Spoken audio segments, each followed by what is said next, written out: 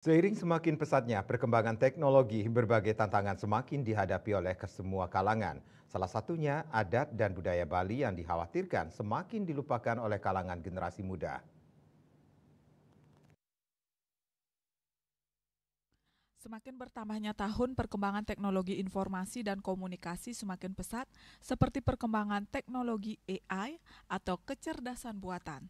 Tentu hal ini akan menjadi bagian dari kehidupan sehari-hari generasi muda.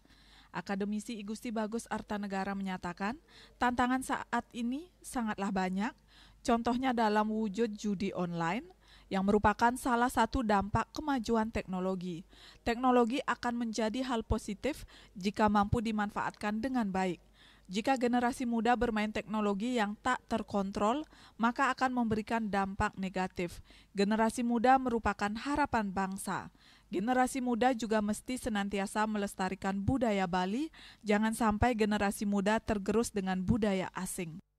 Generasi muda harus wajib menyadari ini, karena bagaimanapun pemuda ini adalah harapan bangsa.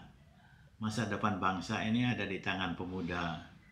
Kita tahu dalam sejarah bagaimana yang memimpin perjuangan untuk membebaskan negara kita ini kan dari penjajah adalah orang-orang muda, pemuda-pemuda kita.